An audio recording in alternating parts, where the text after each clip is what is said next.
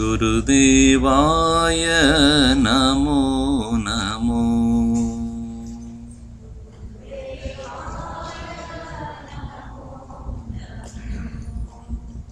ಗುರುದೇವಾಯ ನಮೋ ನಮೋ.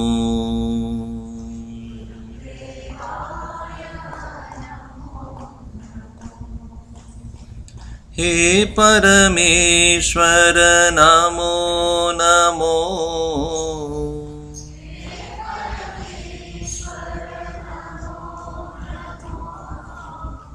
ಹೇ ಪರಮೇಶ್ವರ ನಮೋ ನಮೋ.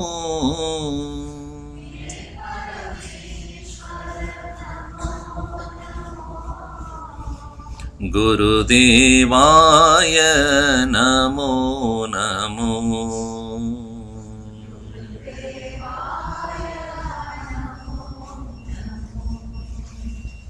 ಭಾವಾತೀತ ಭಾಗ್ಯವಿಧಾತ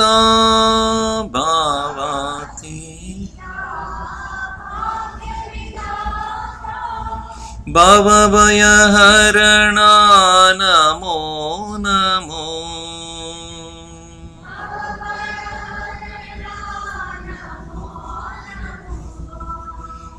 ತ್ರಿಗುಣಾತೀತ ನಮೋ ನಮೋ.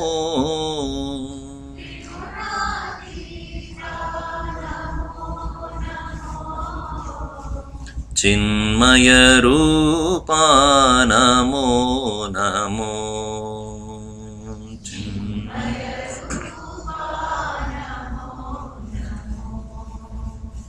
ಹೇ ಪರಮೇಶ್ವರ ನಮೋ ನಮೋ.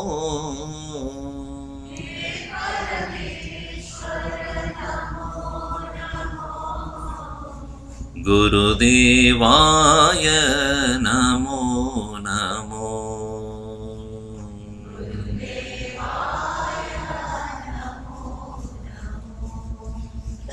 ಬ್ರಹ್ಮ ವಿಷ್ಣು ಮಹೇಶ್ವರ ರೂಪ.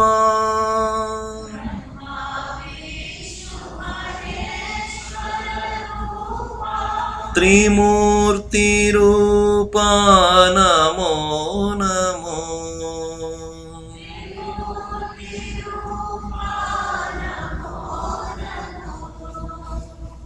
ಆನಂದ ರೂಪ ನಮೋ ನಮೋ.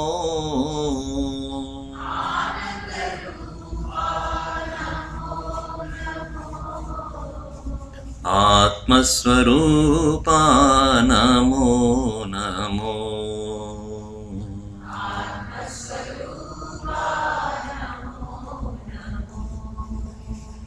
ಹೇ ಪರಮೇಶ್ವರ ನಮೋ ನಮೋ.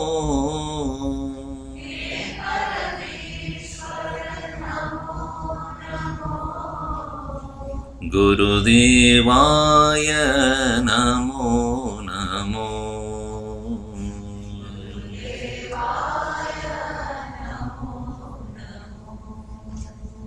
ಗುರುದೇವಾಯ ನಮೋ ನಮೋ.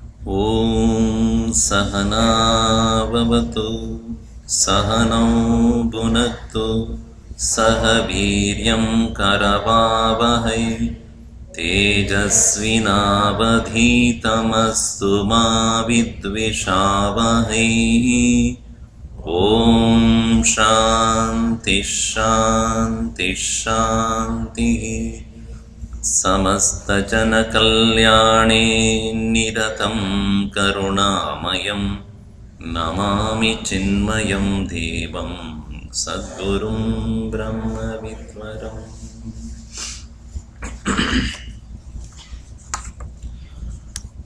Last session we focused on the spiritual health. Today we will be seeing various aspects of our life which needs consciously a management. The very word management in the management school, it is of fourfold: human management or human resource management, material management, money management, and the most important thing is mind management. Human resources, people who are available for work, to manage them. Material, you have to manage. Money, you have to manage. The most difficult thing to manage is one's own mind and others' mind. Some people say, never mind, why should we bother about that?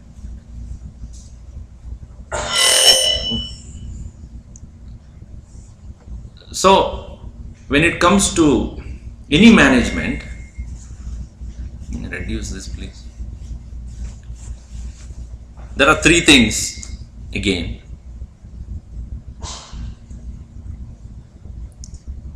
Control, direction, and vision. So any management requires whatever be the resources available, we must control, otherwise they will get dissipated. Either it is human resources or material, money. The second is in what direction you are applying it. And these two require vision. What is the purpose for which we are doing all these things? As we move on in our life, our vision also will change. In today's management, they say visualization before actualization. You imagine what you want to achieve before you actually engage in. This requires a lot of planning. For example, if you have to conduct any program, first visualize it. What is that you want to really make it happen? And then you look at what are the resources needed. How do I acquire them? Then after having acquired, how do I control them? In what direction I use them? So in life also, we need to have certain amount of vision. As we mature, it also changes, as I said. To elucidate this point, I'll give you a small instance which happened some time back. Next.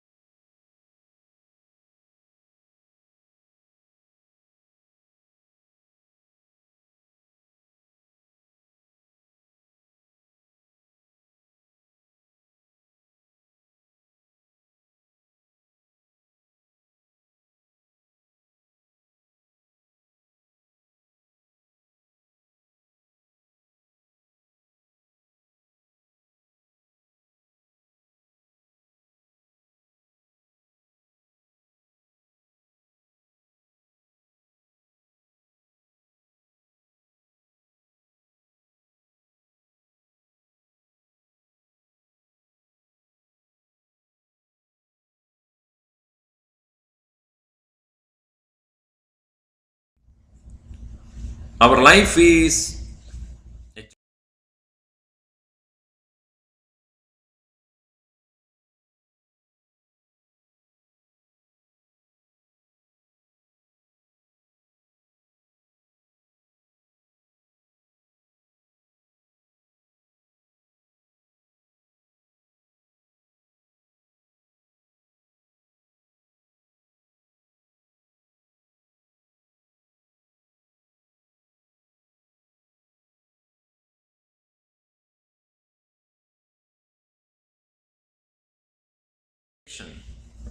leads us away from peace and joy. Indeed, many of us tend to look like a jigsaw puzzle as the old age creeps in. Why it is so? Because we have lived all right, but it didn't make any sense. We fixed many things, but did not form any picture of our life. So therefore, it is said by great masters, without vision is confusion. Vision without action is illusion. Action without vision is a confusion. And vision without action is only an illusion. Meaning, many people act without really thinking about or visualizing why exactly what they are doing. Whether it is at home or at work or in the community, whether it's a political challenges or social challenges, family challenges, we just act aping each other. Why are we doing? What's the purpose? Where are we heading? In what direction we are moving? Are we moving are we progressing at all? Or some people sit and go on imagining, dreaming about, never gets up and do anything. So, combination of vision and action, knowing what you are doing and doing it, that is surely the road to success. So our Swami Tejomayananda, he has given next this beautiful simple Sanskrit verse composed by himself. Drishtim vina karma matram janayet bheda bhavanam darshanam karma rahitam vartate moga kalpana karmayuktam darshanam tu bhavet kalyana sadhanam nrinamantarikam yasmat jayate parivartanam. Drishtim vina, without vision, karma matram, only action, janayet, it creates, bheda bhavanam, only differences. Even in any organization, in any setup or set of people, community, people are working very hard. People are doing a lot of things, but there is nothing called integration.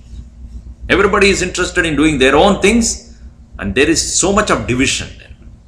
Divided vision, that is called division. Everyone is looking at what I can do it, what I have to do. There is no common vision to do that.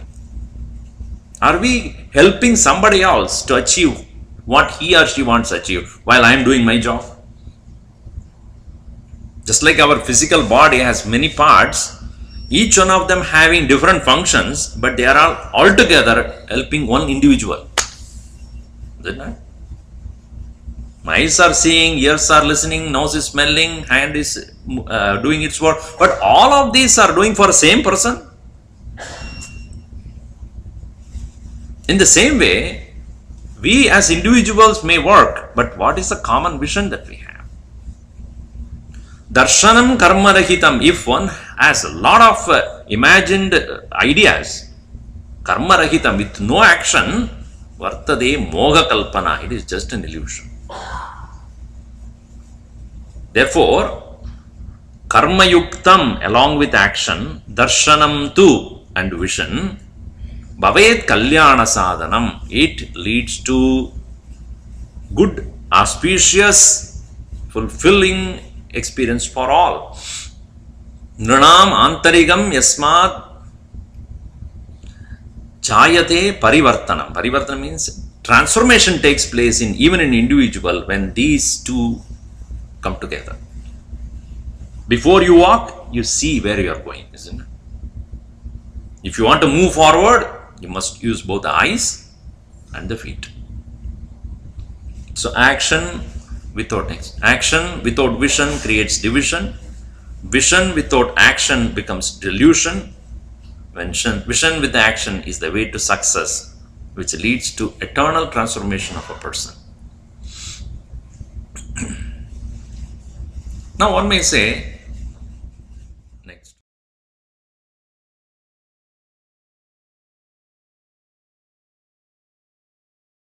building my vision.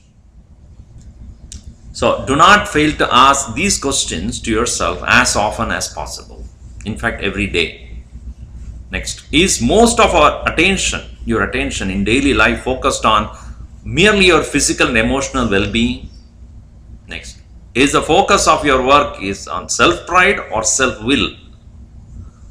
Do you give too much importance to what others speak or opine about you? Do you spend time worrying about people around you instead of helping them? Do the actions and behavior of others towards you give you sleepless nights? Do you fail in your attempts to conquer negative reactions? Next.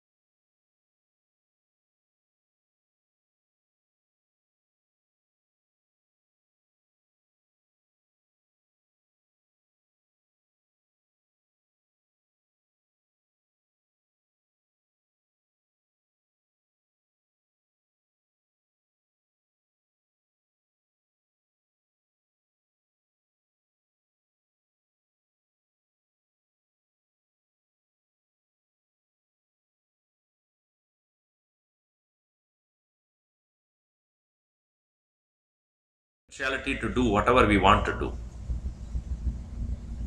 Our own Gurudev Swami Chinmaya, when he was just a student at Shivananda's ashram, he was just a journalist. He was just working to find, he was writing to find out what's going on in an ashram atmosphere, and then he was just a reporter there. But as he lived there for months together, he slowly realized that he is gaining some kind of a vision of life. Even though the sadhus or sannyasins there, they were not teaching him as such directly.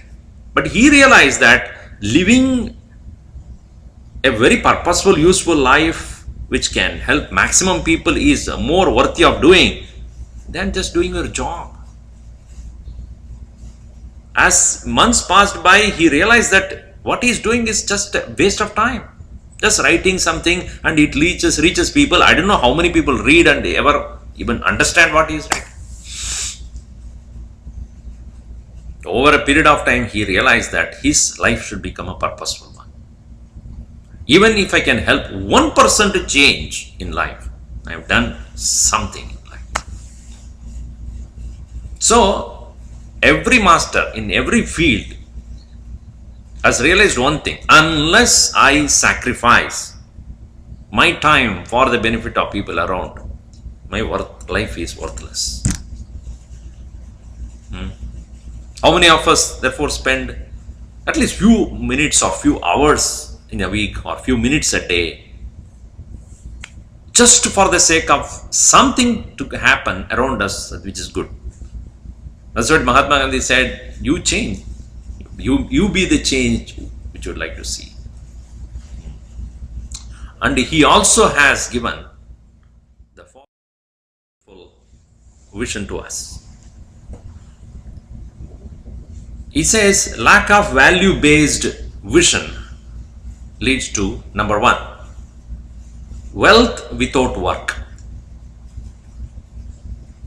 This is the first sin that we commit in a community. Wealth without work. Think of people, even in this society, how many of them, what do you call, disability, what not, unemployment, what is that they should do? Welfare, right? And rest of the people have to work hard to feed them. No doubt, it is good, but it is not good for them. It may be good for you. Saying that yes, I am working for the benefit of many people, no doubt. But then for that individual, it is just a waste of existence. And in the process, the resources available to the society is unnecessarily wastefully used for people who are unproductive. So first thing he said, a community will not develop as an integrated, successful, prosperous community if there are more people who are enjoying the wealth without doing any work. He says that is the first and foremost sin that you commit in a community. Our own Gurudev used to tell us that if one day if you are not useful to the people around, it is not worth you taking your food. Every grain that you take, that should be useful to the world. Giving more than what we take, that's in our pledge also. So wealth without work is a sin. Second, he said, pleasure without conscience. Do not engage in the pleasures that are not allowed by your heart. There is a feeble voice in all of us which says don't. Most of the times we don't even hear that, because our other's voice is so loud. I want it, I want it, I want it, I want it. It is so loud. Obviously, that which very feebly telling you is not right, is not heard at all. So, pleasure without conscience is a sin. No doubt, wealth is created for all of us to enjoy, but enjoyment should not be an indulgence. That's what he mentions here. Pleasure, whether physical pleasure, wealth which is enjoyed in the form of houses and cars and vacation and all other enjoyment and entertainment. Make sure that you are not going against your morality, your character, your values. And at the same time, it is not the cost of others. So pleasure without conscience is a sin. Third, he said, knowledge without character is a sin. There are enough scholars who can speak on any subject, even on religion. But if one does not form the good character out of what he has learned, the knowledge is just a superficial, scholarly, vicarious, intellectual observation. That is why in 13th chapter of Gita, Bhagavan Krishna says, Amanitvam, Adambitvam, Ahimsa, Shanti, Arjavam, Acharyopasnam, Stairyam, Shaucham, Atmavinigraha, Indriyarteshu, Vairagyam, Anahankara. 20 values he puts. And at the end he says, Etat jnanamidi proktam ajnanam yatatonyata. This is knowledge. Why? Because without these ingredients, parameters, knowledge does not stand. It is like the bricks of values can only build that house called wisdom. If those pillars are not there, the house will collapse very fast. It will be merely a facade there.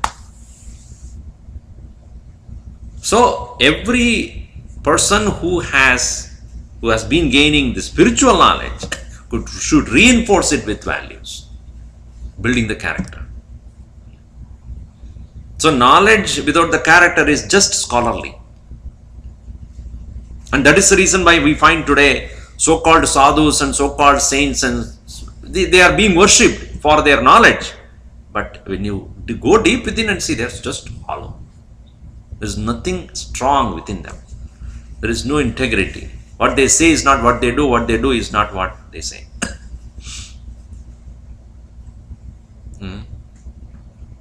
Manasi ekam, vachasi ekam, karmani ekam, mahatmana. A Mahatma is one whose words, thoughts and actions are in one single line. So knowledge without character is a sin. Third, he says, commerce without morality. Commerce without morality. Which means hidden agenda in anything that you do. A personal, selfish, egocentric agenda in everything a person does. A community which does business or commercial activity which has only personal agenda cannot help the community at all. That's why Krishna in 3rd chapter very clearly says, Tadartam Guru Kaunteya Mukta Sangas Samachara Yajnatat Karmanonyatta Rokoyam Karma Bandhana. If an individual is doing an action only for the sake of personal benefit and does not help the community at all, he is a social thief. So my action should have something to contribute to the world other than to myself. So commerce without morality, commerce without basic ethics is a sin. Money, money, money, only the wealth and nothing else in my mind will definitely make me successful in the world of business, the world of commercial business. Yes. And people only notice that and then praise them. You may see many of the Hollywood actors and many of these so-called big achievers, their personal life is ruined. Even recently, as recent as yesterday. Is it not?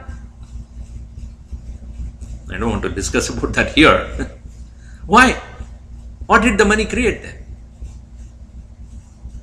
Your own children destroy and ruin themselves.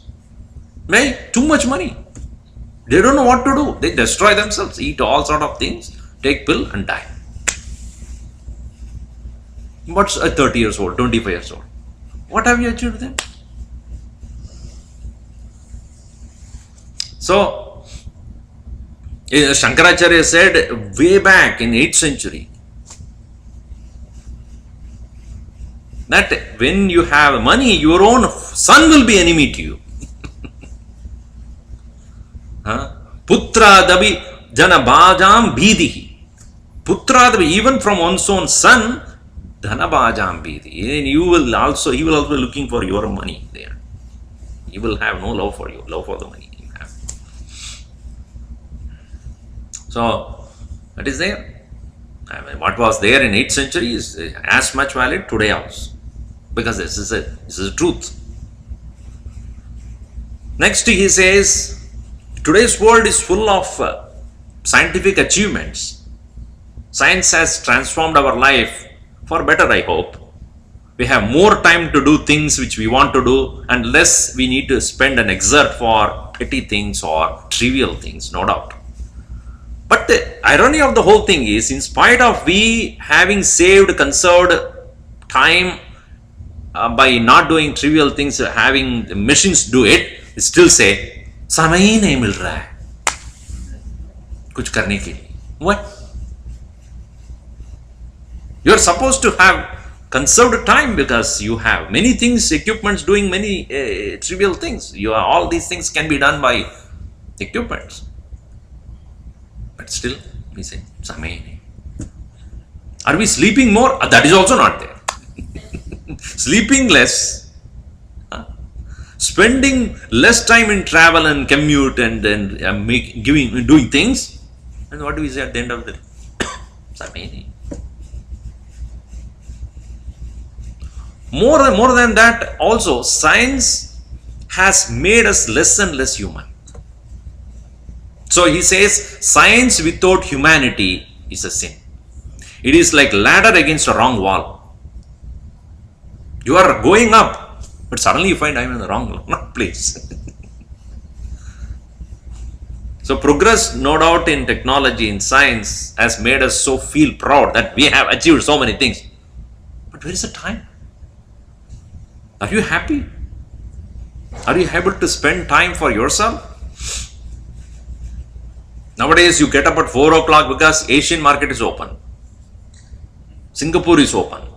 Japan is open. Share.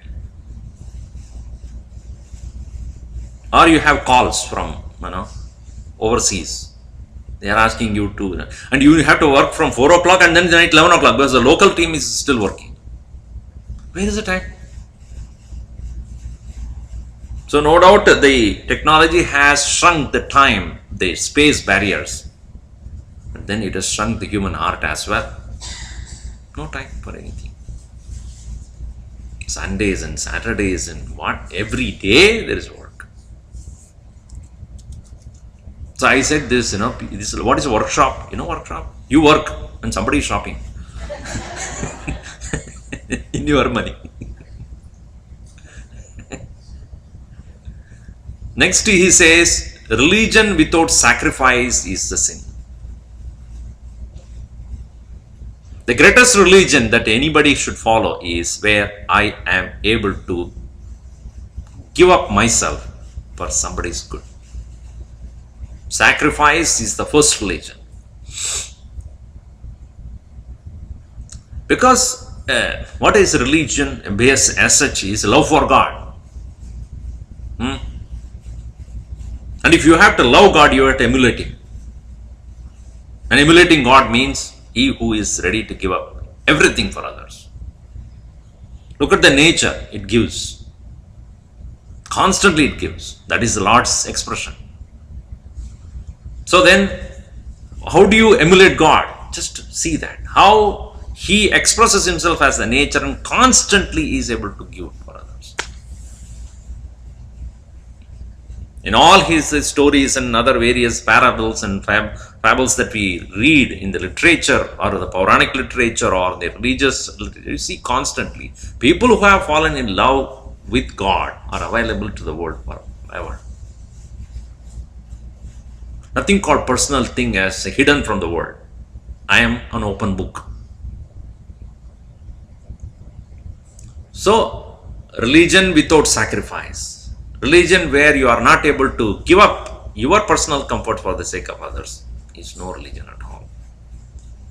And what we find in the name of religion is accumulation of a lot of money and power and influence, controlling people, politicians. That's no religion. Last but not the least, he says, politics without principle is a sin. If you are governing anything, governing a country, governing a set of people, you must stand for certain principles. Somebody said beautifully, if you don't stand something for in your life, you will fall for everything. Ask that, what is your mantra of the life? Every organization has got certain vision statement. This is what we want to do. Like IBM would say, think. And Apple would say, think differently. Just to give an example. So what is the vision of your life? What is that one single statement which you give to yourself? This is me. What is that you give to yourself? That is your vision. And anything that you do, anything that you undertake as your work, keep this statement in your mind. This is what I try to establish and express through all what I do. If that single statement you cannot make for yourself, which is what is called vision statement, then there is no direction. So, politics, governing, controlling resources and governing any country or a community or place without any basic principle for which you stand for, it's a sin. Gurudev used to say, what is a sin? Self-insulting thoughts is called sin. It just insults yourself. So, these 7 pointers, please remember. Wealth without work knowledge without character, pleasure without conscience, commerce without morality, science without humanity, religion without sacrifice, and politics without principle. These are the sins that we commit. If we can manage them well. Next. So therefore, create wealth only through work. First. Do not engage in pleasure not permitted by your heart. Build character along with knowledge.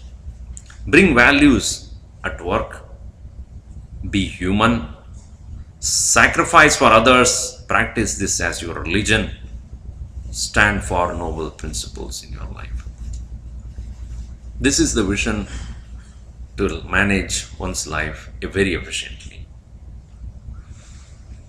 Now, one may say, Swamiji, these are a very high-sounding, fundas. Yeah, I think it is very abstract. Can you tell me something practical?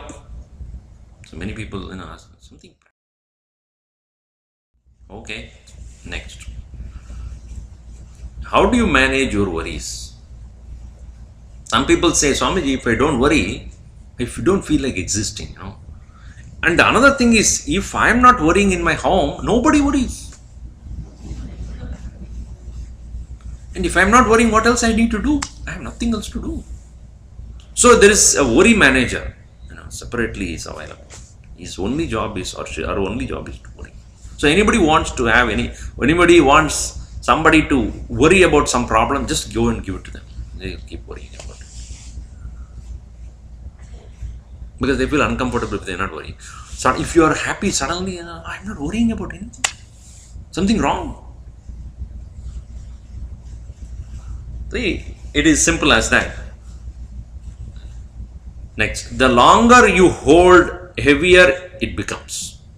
Anything. Even it is a simple, thin, feather of a bird. If you hold on for a long time, you'll feel heavy about it. Not only that, your hand will start hurting, your hand will have no other usage. The hand is preoccupied. So also with our mind. When we are not able to let go of things, allow things to happen, and hold on to it, it is not only thoughts, about people also the same thing. Hold on to anything, after some time it becomes a burden.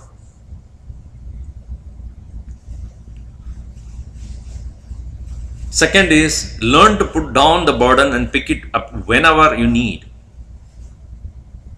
Just like your light or the switch or anything, you have a switch it on and there is a switch it off also. In a car, when you are driving, there is a accelerator and there is a brake. Our mind, the problem is, it just runs. There is nothing called brake. There is nothing called switching it off. Only time it switches off is sleep. And as soon as you wake up, it starts again. So, there are so many things that are going on in our mind, and we should develop that ability to switch off. So that is what we call it as a prayer or meditation. It is not just calling out for the Lord for help or just sitting quietly doing nothing. It is also true, but most importantly, it is the ability to switch off, to conserve energy. Third, next, don't carry the burden wherever you go. Very often people see that when they are worried about something, they make sure that everybody else around also worries about the same thing.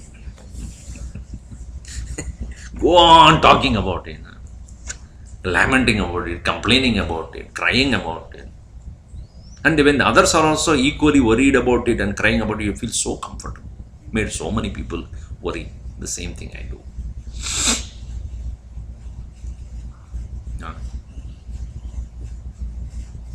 So, managing worries, we'll see sometime later in detail, but essentially it is One thing you should understand is the more you hold on to something, the more burden it will become to you. Your mind, which is occupied with that, is not available for any productive thinking. Secondly, it weighs heavy and you are not able to let go. And only when you are able to just let it go and whenever you want, you can pick it up, then you have a freedom. You are released from it. And you can think better when you are away from it. If you keep an object very close to yourself, you can't see it. Little far away, you can perceive it better. Similarly, when there is a situation, try to see it from a distance than keeping it very close to you. Why we are keeping it very close to ourselves? Because we are emotionally connected to that. And we are not able to come to a good judgment. So objectively, when you start looking at it, it is easy for us to see how to handle it than when make it very subjective. Next one, next page. Managing your leisure time. Avoid worry, curry and hurry. Our Gurudev used to say, these three things when you avoid, surely you will have more relaxed mind. Hurry. In today's world, everything is fast. As in last time also I said, fast food, fast track, fast train, fast.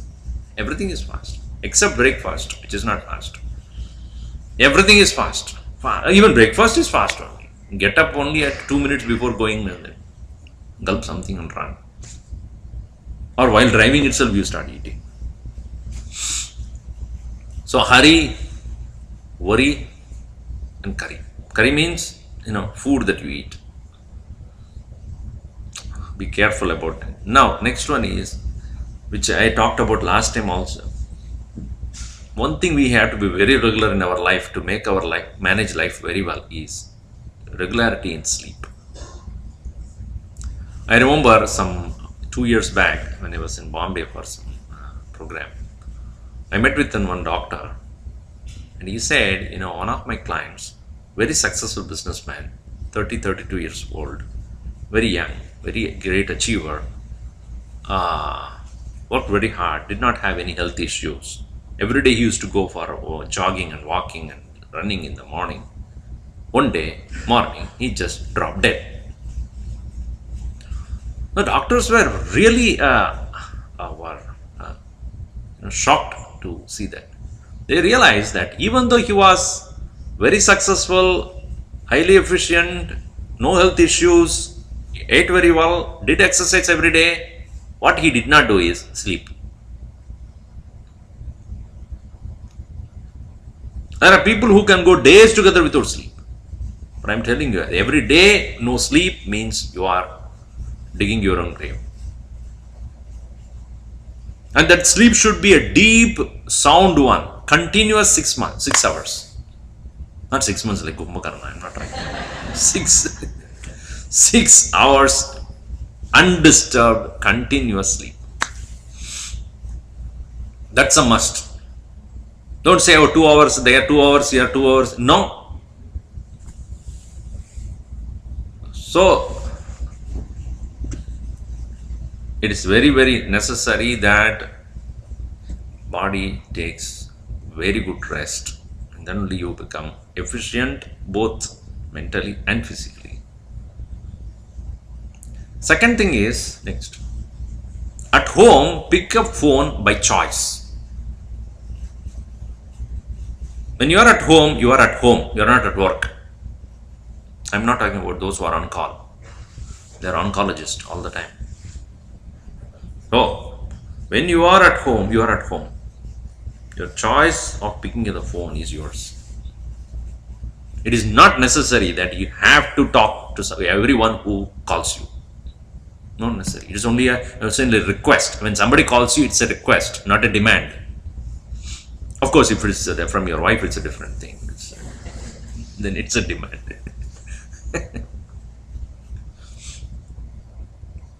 Even it is not at work. When your wife calls, you make it out. You pick it out of choice.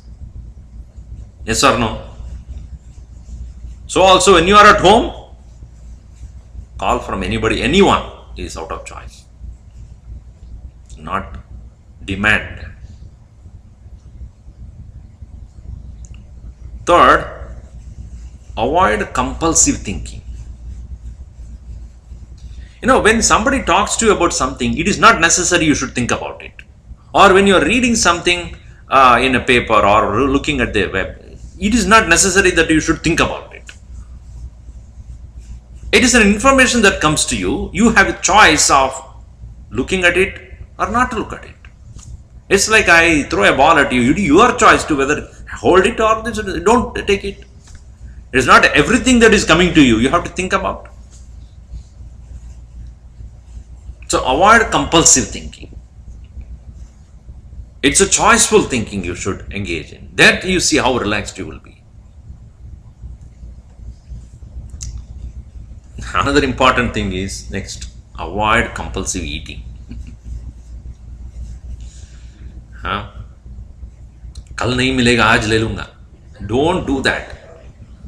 How many times you made that mistake? Huh? You go to a party, you go to some marriage or something, sweet they give. It is not necessary that you should eat. Nobody says that. Ramaji, prasad hai, aap le lo. Prasad is also sweet only. So one person, he said, oh, in my house, this problem of ants, a lot of ants near the sugar bottle. What do I do? Someone said, okay, I'll give you a suggestion. In the sugar bottle outside, you just write salt. Will the ants look at this sticker? Okay, it is salt. Let us go this way. Does it do that? So also your body, whether it's a prasad or anything, it is going to attack you.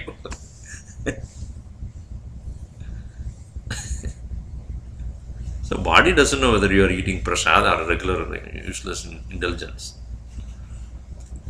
So avoid compulsive eating.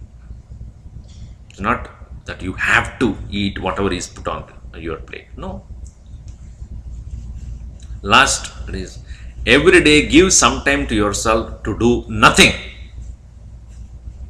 I'm telling you, you feel very unproductive at that time. But that is the best thing.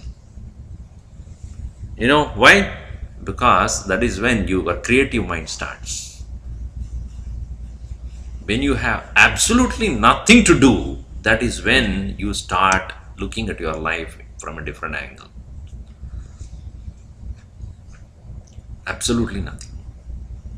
So go home, sit there, do nothing.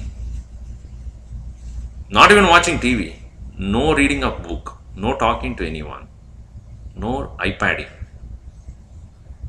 nothing. Just say, just look at the nature. And you'll find your mind can not only slow down, but it can have creative thoughts. Any creative person, whether it's a music or drawing or painting or any activity where the creativity is involved, the person will have to have his mind doing nothing or thinking nothing. Then you see how creative the mind becomes. Your vision will develop about yourself. Now, next one is another.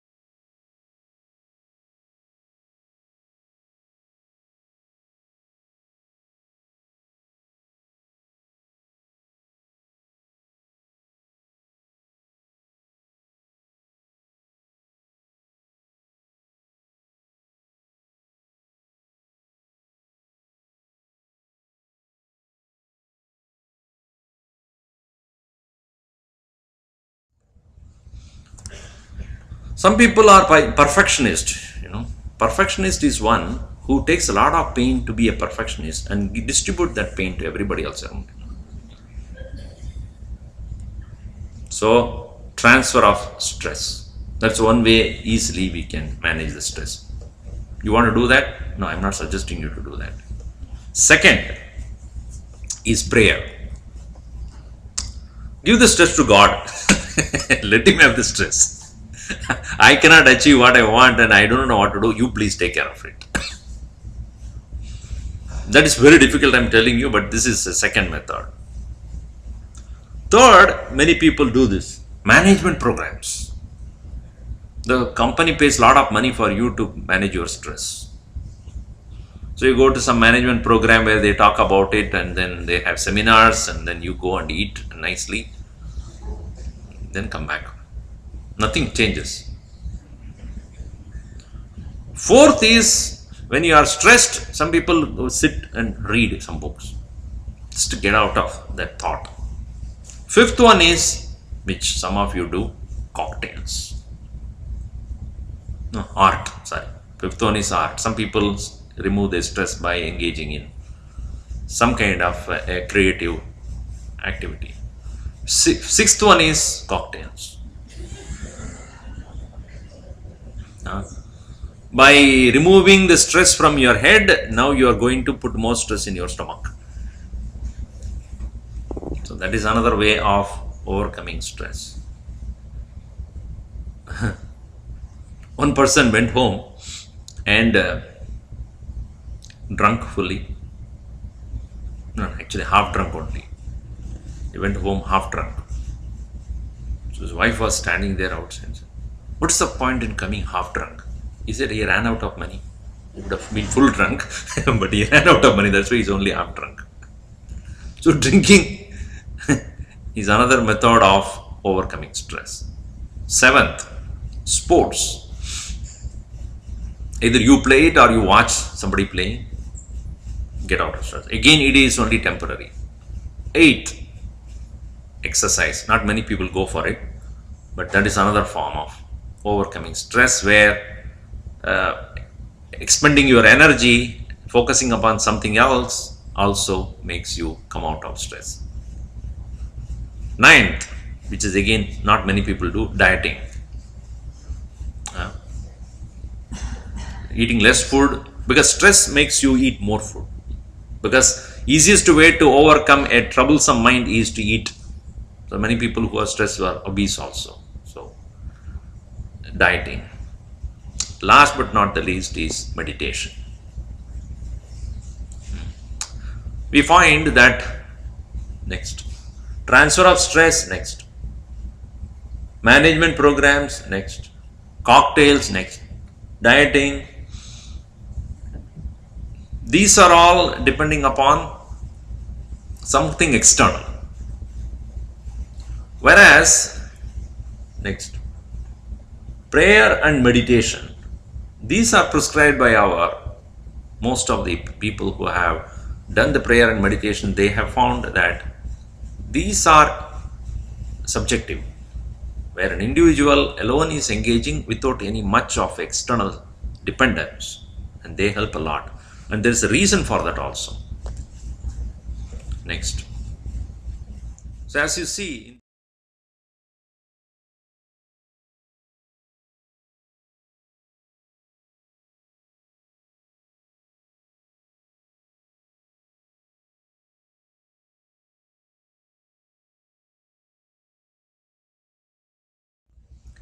in this chart, which I talked about it last session also, that the spectrum of thinking is of 3 levels. Our traditional education focuses only on the conscious level, supported by only 20% of our total thinking. That is, gone. Anyway, doesn't matter. Now you can see very, very clearly. This is the lighting you should have when again. No. So at the most of the education focuses on mathematical, logical and verbal communication and thinking, etc. That is a conscious mind, which I talked about it last time as well. The second aspect is visual, which I talked about the vision today, and also the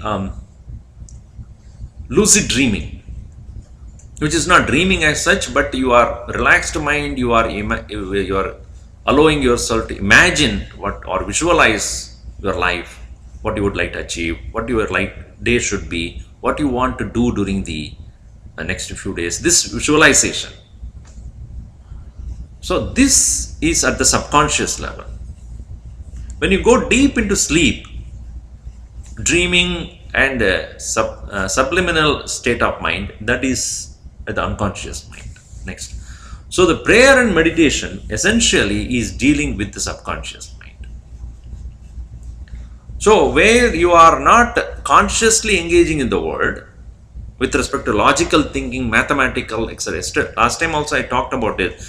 Most of the symbolism portrayed in our religion or any religion are all not logical. Why are you? Somebody it so happened. I was there in some place last week, and one person asked me suddenly, one local American, why are you wearing this dot? So I was explaining to him something. Then finally I told him, do not look for logical answer for any symbolism of any religion. It will not be logical. But then prayers are also, if you look at what is the logic behind prayer, you are addressing to whom? Is he there in front of you? If you ask this question, there is no meaning. But definitely it affects your subconscious mind. As I said, subconscious mind is full of impressions of the past and they need to be addressed. How to eliminate them? How to make sure that they are totally attenuated from your personality?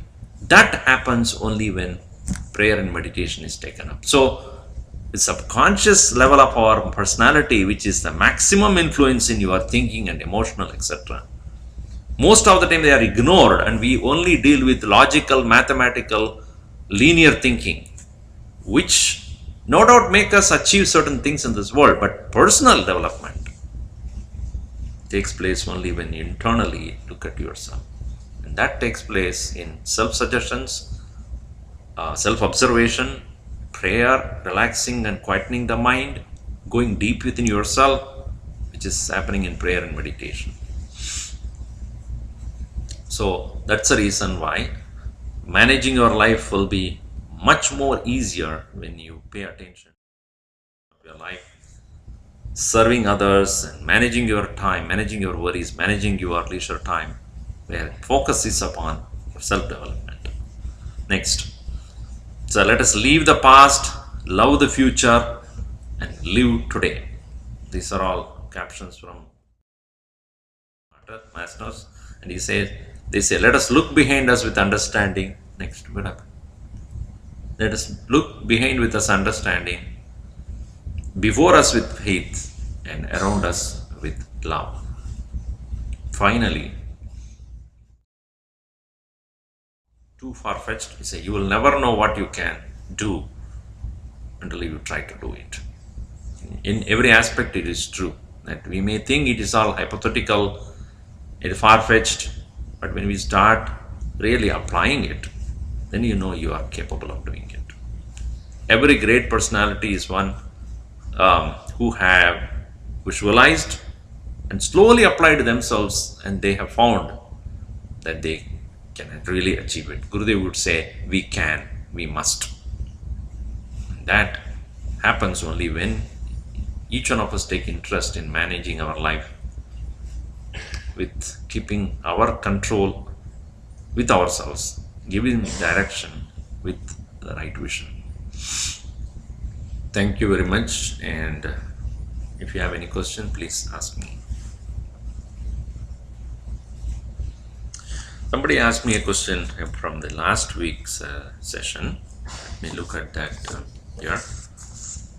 Last week question, 30 minutes quietly sitting, body-wise can do, mentally can I take Nama Japa? So I think last week I did speak about spending at least 30 to 45 minutes at the beginning of the day, just making yourself absolutely quiet. Many people cannot do that because their mind is always running. The best time to do that is early morning. That's the preparation for meditation.